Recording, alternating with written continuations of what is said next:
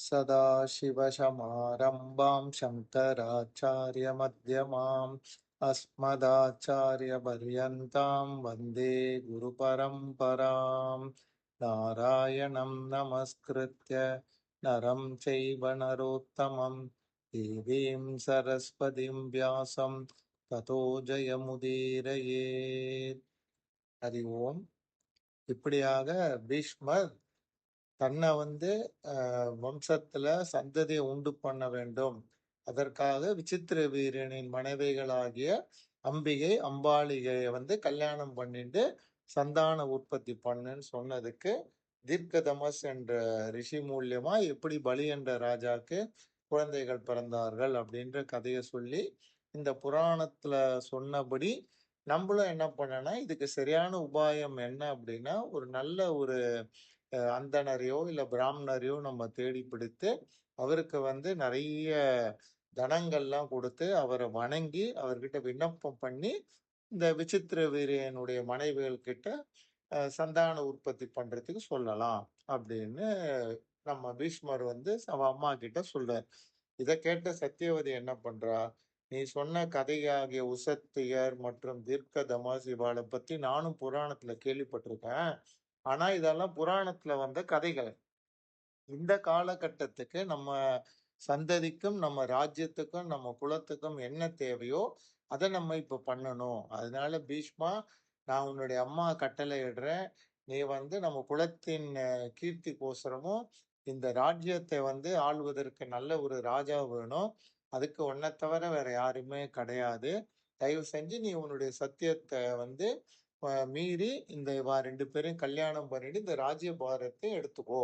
அப்பதான் நம்மளுடைய குரு வம்சம் தலைக்கும் அப்படின்னு திருப்பி சொல்றா.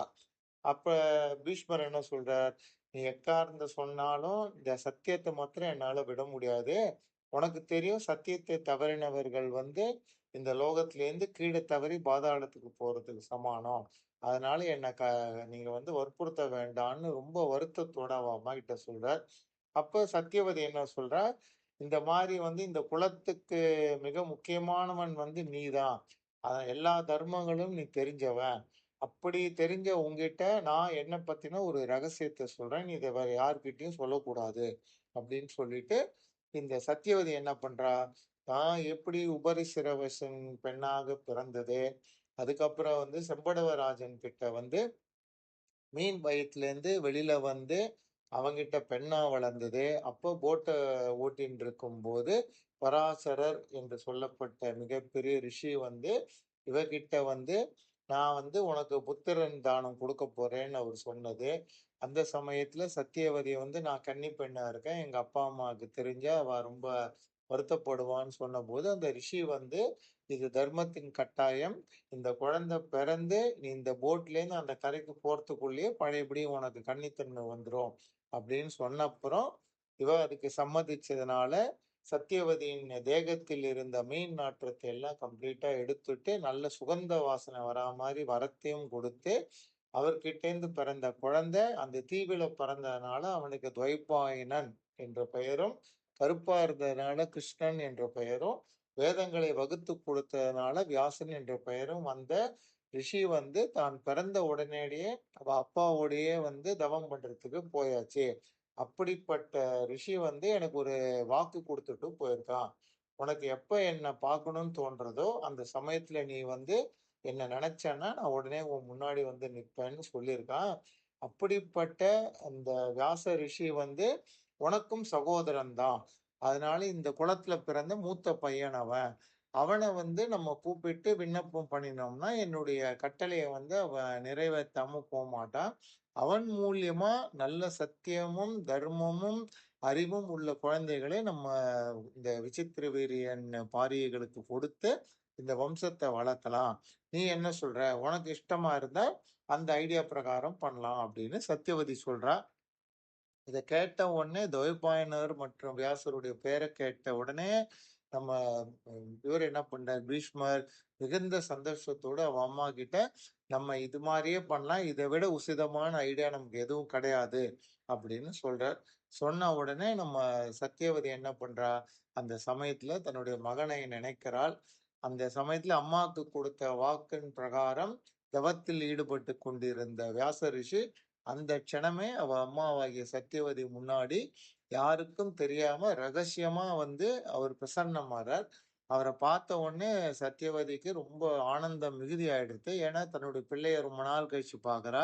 அதனால சந்தோஷத்தோட அவனை எல்லாம் ஆசீர்வாதம் பண்ணிட்டு அங்க இருக்கக்கூடிய புரோகிதர்களை எல்லாம் கூப்பிட்டு நல்லபடியா அவருக்கு வந்து செய்ய வேண்டிய பூஜைகளை செய்து அவருக்கு வந்து அந்த மந்திரங்களை எல்லாம் சொல்லி அவரை வரவேற்று அவருடைய பாதங்களை அலம்பி விட்ட உடனே வியாச மகரிஷி ரொம்ப சந்தோஷமாயிட்டு அவ அம்மாவுக்கு வணக்கம் சொல்லிட்டு கேட்கிறார். உன்னுடைய விருப்பம் எதுவானாலும் அது தர்மத்துக்கு உட்பட்டு இருக்குமாயின் அந்த விருப்பத்தை கண்டிப்பா நான் நிறைவேற்றுவேன். அது நான் உனக்கு செய்ய வேண்டிய கடமை. உனக்கு என்ன வேணும் சொல்லுங்க அப்படின்னு ரொம்ப சந்தோஷத்தோட அவ அம்மா கிட்ட சொல்றார். அப்ப சத்தியவதி சொல்றா, இங்க இருக்கும் பீஷ்மர் தான் வந்து உன்னுடைய சகோதரன். இவன் வந்து உங்க அப்பாவாகிய சந்தனுவுக்கு வந்து என்ன கல்யாணம் இவனுடைய அப்பாவாகிய சந்தனுவுக்கு என்ன கல்யாணம் பண்ணி கொடுக்கணும் அப்படின்றதுனால திருமணமே பண்ண மாட்டேன்னு சொல்லிட்டு சந்ததியும் உண்டாக்க மாட்டேன்னு சொல்லி சத்தியம் பண்ணியிருக்கான். அந்த சத்தியத்தை மீற முடியாத காரணத்தினால உன்னுடைய இளைய சகோதரனும் நீ வந்து எனக்கு மூத்த பையன். இந்த எனக்கு கடைசி பையன் வந்து விசித்திர வீரியன். அவன் அகாலத்துல மரணம் ஆயிட்டான். அவனுடைய 2 மனைவியர்கள் அம்பிகை மற்றும் அம்பாலிகைக்கு வந்து குழந்தையே இல்லாத போது அவன் இறந்து போயிட்டான். அதனால நான் உன்கிட்ட வந்து விண்ணப்பம் கேட்கிறேன். நீ உன் மூலியமா நல்ல தர்மமும் ஒழுக்கமும் வீரமும் பொருந்திய பிள்ளைகளை அவகிட்ட நீ உருவாக்கி கொடுத்தனா இந்த வம்சம் வந்து வளரும். இந்த பெரிய ராஜ்யத்தையும் வந்து அவ ஆள்வா அப்படின்னு விண்ணப்பம் கொடுக்குறா.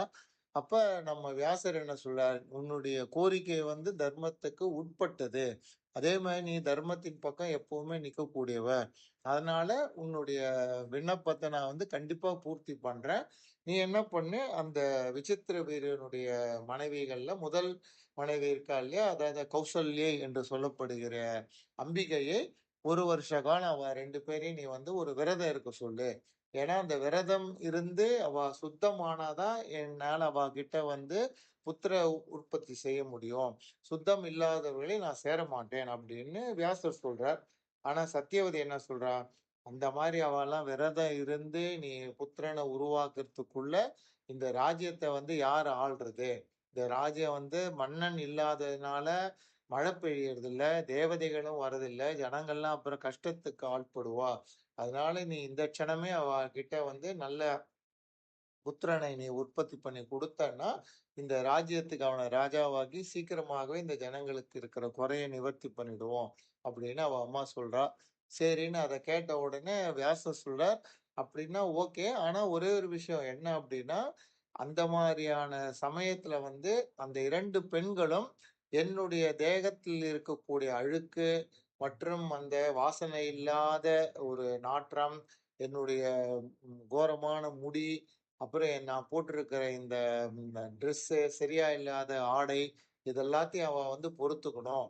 அது வந்து உங்க பொறுப்பு அப்படின்னு அவ அம்மா கிட்ட சொன்ன உடனே, இவர் என்ன சொல்றார், நீங்க வந்து அம்பிகையை ரெடி பண்ணிட்டு, அவள வந்து நீங்க அவள அந்தப்புரத்துல இருக்க சொல்லுங்கோ.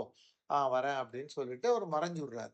இப்ப சத்தியவதி என்ன பண்றா, ரொம்ப சந்தோஷத்தோட நேரா அம்பிகை கிட்ட போறா. அவகிட்ட நல்ல நயமாக சத்தியமான வார்த்தைய சொல்றா. இந்த மாதிரி வந்து உன்னுடைய அ மச்சினர், அதாவது உன்னுடைய கணவருடைய சகோதரர் வந்து உன்கிட்ட வந்து சந்தன உற்பத்தி பண்றேன்னு சொல்லியிருக்கார். அதனால சந்தோஷத்தோட நீ வந்து குழந்தை பெத்துக்க போற. அந்த குழந்தை தான் இந்த ராஜ்யத்த ஆளக்கூடிய சக்கரவர்த்தியா இருக்க போறான். அதனால நீ சந்தோஷமா அவருக்கோசரம் நீ வந்து போய் அரண்மனை அந்தப்புரத்துல நீ காத்து கொண்டிரு அப்படின்னு இவள் என்ன பண்றா, எல்லா நல்ல வார்த்தைகளையும் சொல்லி அவளும் வந்து யோசிக்கிறா. நம்ம ராஜ நீதிக்காகவும், இந்த ராஜ்யத்துக்காகவும் நம்ம இத செய்யறது கரெக்ட் அப்படின்னு நினைச்சுட்டு, தர்ம காரியத்தை செய்ய வேண்டி நேரா அந்தப்புரத்துக்கு போயிடுறா. அந்தப்புரத்துல போய் அவ வந்து யோசனை பண்ணிட்டு இருக்கா. அவளுடைய மனசுல என்ன அப்படின்னா, தன்னுடைய கணவரின் சகோதரன்னு உடனே இந்த அம்பிகை என்ன நினைச்சுட்டு இருக்கா, பீஷ்மரோ இல்ல மற்ற ராஜ்யத்துல இருக்கிற வேற யாரோ வரப்போறான்னு நினைச்சுட்டு இருக்கும்போது, நம்ம வியாச ரிஷி வந்து அவர் முன்னாடி தோன்றார். அந்த ரிஷியுடைய சடை மற்றும் அவருடைய விகாரமான உருவம், அவருடைய உடம்புலேருந்து வரக்கூடிய வந்து அசுத்தமான மனம், மற்றும் அவருடைய கோரமான உருவத்தெல்லாம் பார்த்து அம்பிகை என்ன பண்றா? பயந்து போய் உடனே கண்ண மூடின்றா. கண்ண மூடின்ற உடனே இவர் என்ன பண்றார்? நம்ம வியாச மகரிஷி அவளுக்கிட்ட புத்திரனை உற்பத்தி பண்ணிட்டு வெளியில வரார். சத்தியவதி ரொம்ப சந்தோஷத்தோட வியாசரை கேட்கிறார். இந்த ராஜ்யத்துக்கு வாரிசு உருவாகி விட்டதா? நல்ல ராஜகுணங்கள் பொருந்திய வீரமுள்ள தர்மம் தெரிந்த ஒரு பையனை நீ உருவாக்கினே, ரொம்ப சந்தோஷம் அப்படின்றா. அதுக்கு வியாசர் பதில் சொல்றார். இந்த அம்பிகைக்கு பிறக்கக்கூடிய பையன் 10,000 யானைகளின் பலத்தோட இருப்பான். எல்லா தர்ம நியாயங்களும் தெரிஞ்சிருப்பான். ரொம்ப பலசாலியா இருப்பான். அவனுக்கு 100 புத்திரர்கள் அவனைப் போலவே பிறக்க போறான். ஆனால் இந்த அம்பிகை என்னுடைய விகார ரூபத்தை பொறுத்துக் கொள்ள முடியாமல் கண்ணை மூடிக்கொண்டதுனால அந்த பையன் குருடனா தான் பொறக்க போறான் அப்படின்னு சொல்றார். இத கேட்ட உடனே சத்தியவதிக்கு ரொம்ப அதிர்ச்சி ஆயிடுது. எப்படி ராஜ்யத்துக்கு ஒரு குருடனை நம்ம ராஜாவா ஆக்க முடியும்? அது ராஜநீதிக்கு சரி வராது அப்படின்னு சொல்லிட்டு, அதனால நீ என்ன பண்ணு, இப்ப அவருடைய 2வது மனைவியாகிய அம்பாலிகை கிட்ட இன்னொரு அழகான ராஜபுத்திரனை உருவாக்கு. அவன் இந்த ராஜ்யத்தை சீரும் சிறப்புமா ஆளட்டும் அப்படின்னு விண்ணப்பம் வைக்கிறா. சரி அப்படின்னு சொல்லிடுறார். இப்ப சத்தியவதி என்ன பண்றா? அம்பாலிகை அதே மாரி சொல்லிட்டு, அவளுடைய தமக்கையான அம்பிகைக்கு நடந்ததையும் சொல்லி, "நீ இந்த வியாச முனிவரை எதிர்பார்த்து கொண்டிரு. உனக்கு நல்ல அழகான குமாரன் பிறப்பான்" அப்படின்னு சொல்லி அனுப்புறா. இந்த அம்பாலிகை என்ன பண்றா? அந்தப்புரத்துல போய் வெயிட் பண்ணிட்டு இருக்கா. இவளுக்கு ஏற்கனவே வியாசருடைய உருவம், அவருடைய தோற்றம் அத பத்திலாம் சத்தியவதி சொல்லிட்டு இருக்கா. அத எதிர்பார்த்து கொண்டு இருந்தாலும், வியாச ரிஷி அவர்கிட்ட வரும்போது, இவளால என்ன பண்ண முடியுது அப்படின்னா, அவள பார்த்த உடனே இந்த மாரி ஒரு ரிஷியும், கோரமான உருவத்தையும், நிறைய ஜடாமுடியெல்லாம் போட்டுண்டு, அசுத்தமான ஒரு இதோட மனத்தோட இருக்கிறவர பார்த்த உடனே அவ உடம்பு அப்படியே சிலிர்த்து போய் வெள்ள கலரா மாறிடுது. இத பார்த்த உடனே நம்ம வியாசர் என்ன சொல்றார்? "என்ன பார்த்து பயந்து நீ வெளிரி போனதுனால, உனக்கு அழகான ஆனால் வெண்மை நிறமா இருக்கக்கூடிய ஒரு பையன் தான் பொறப்பான். அதனால அவன் பாண்டுவென்றே அழைக்கப்படுவான். அவன் மிகச்சிறந்த வில்லாளியா இருப்பான். அவனுக்கு 5 வில் வித்தையில் சிறந்த புத்திரர்கள் பிறப்பார்கள். அந்த ராஜ்யத்த அந்த பாண்டு சிறப்பாக ஆளப் போறான்." அப்படின்னு சொல்லிட்டு வெளியில வரார். வெளியில வந்த உடனே சத்தியவதி கிட்ட சொல்றார். இந்த மாரி 2வது மருமகளாகிய அம்பாலிகைக்கு ஒரு குழந்தை பொறப்பான். ஆனா அவன் வெள்ள கலர்ல தான் இருப்பான். அவன் பேரு பாண்டு அப்படின்னு சொல்றார். இருந்தாலும் இப்ப சத்தியவதிக்கு என்ன ஒரு ஆசை வருது அப்படின்னா, கண் தெரியாத பையனை பெற்றுக்கொள்ளப் போகிற அம்பிகைக்கு இன்னொரு நல்ல குழந்தைய குடுத்தா என்ன? பாவம் அவ ஏன் கஷ்டப்படணும் அப்படின்னு சொல்லிட்டு மறுபடியும் வியாசர்கிட்ட விண்ணப்பிக்கம் பண்றா. கேட்டுட்ட உடனே வியாசர் என்ன பண்றார்? சரி நீ அவகிட்ட அத சொல்லி இந்த முறை கண் மூடாம இருந்தான்னா, நல்ல குழந்தையும், தர்ம சிந்தனை உள்ளவனும், தர்ம நீதி நியாயங்களில் சிறந்தவனுமாகிய ஒரு பையன் அவனுக்கு கண்டிப்பா பொறப்பான் அப்படின்னு சொல்றா. இவ மறுபடி சத்தியவதி என்ன பண்றா? அம்பிகை கிட்ட போயிட்டு எல்லாத்தையும் எடுத்து சொல்லி, அதே வியாசர் முனிவர் இந்த வாட்டி உனக்கு புத்திர பாக்கியம் தரப்போறார். போன வாட்டி பண்ண மாரி நீ பயந்து கண்ண மூடிக்காத. உனக்கு தர்மத்தில் சிறந்தவனும், இந்த உலகத்துக்கே தர்மத்த காமிக்க போறவனுமாகிய குழந்தை பொறக்க போறான்னு சொல்றா. சொல்லிட்டு போனப்புறம், இந்த அம்பிகை என்ன பண்றா? ஏற்கனவே இந்த வியாசர பார்த்து பயந்து போனதுனால, தான் போகாமல் தன்கிட்ட இருக்கக்கூடிய தாதிகளில் மிகச்சிறந்த அழகுள்ள ஒரு தாதியை எடுத்து அவளுக்கு அலங்காரம் பண்ணி அந்தப்புரத்துக்கு அனுப்பிச்சுடுறார். அந்த தாதியோ இந்த வியாச ரிஷிய பார்த்த உடனே ரொம்ப மரியாதையோட அவருக்கு செய்ய வேண்டிய பணிவிடைகள்லாம் பண்ணி, அவர நல்லா உபசரித்து, அவருக்கு நமஸ்காரம்லாம் பண்ண உடனே வியாச மகரிஷி ரொம்ப சந்தோஷமாறார். வெளியில சத்தியவதி கிட்ட சொல்றார். இந்த பெண்ணுக்கு தர்மராஜனே அவனுக்கு ஏற்பட்ட சாபத்தினால இவகிட்ட பையனா பொறக்க போறான். இந்த திருதராஷ்டிரன் மற்றும் பாண்டுவுக்கு அவன் சகோதரனாக இருப்பான். ஆனா என்னன்னா, அம்பிகை தான் வராமல் அவருடைய தாதியை அனுப்பித்ததுனால, அந்த தர்ம தேவதையே அவருடைய சாபத்தின் பிரகாரம் அவர் இந்த பிராமணமையோ இல்ல சத்திரிய ஜாதியிலோ பிறக்காம இந்த தாதியின் கருல தான் பிறக்க போறார் அப்படின்னு சொல்றார். இத கேட்ட உடனே சத்தியவதி என்ன பண்றதுன்னு தெரியாம யோசனை பண்ணிட்டு இருக்கிறதுக்குள்ள வியாச மகரிஷி வந்து அர்த்தனம் ஆயிடுறார். இப்ப இந்த 3 குழந்தைகளையும் பீஷ்மர் என்ன பண்றார்? அவ எல்லாருக்கும் செய்யக்கூடிய கர்மங்களாகிய ஜாதக கர்மம், அப்புறம் பேர் வைக்கிறது, மற்ற வைதிக காரியங்கள் எல்லாம் பண்ணி அவள வந்து நல்லபடியா வளர்த்துட்டு வந்துட்டு இருக்கார். இப்படியாக அம்பிகைக்கு திருதராஷ்டிரனுக்கு 100 குழந்தைகள் பிறக்க போறார். அம்பாலிகைக்கு வந்து பாண்டு பிறக்கிறான். பாண்டுக்கு 5 குழந்தைகள் பிறக்க போறார். 3வது ஆகிய தாசிக்கு விதுரன் பிறந்தார். அப்படின்ற கதையை வந்து வைசம்பாயனர் சொல்லி முடிக்கிறார். உடனே இப்ப ஜனமேஜயனுக்கு நமக்கு வரக்கூடிய சந்தேகம் தான் வருது. எப்படி தர்ம தேவதை வந்து சாபம் பெற்றார்? அந்த சாபத்தினால அவர் எப்படி வந்து இந்த தாசியின் வயிற்றில் வந்து பிறந்தார்? அதை எனக்கு நீங்க சொல்லுங்க அப்படின்ன உடனே இவர் அந்த கதையை சொல்றதுக்கு ஆரம்பிக்கிறார்.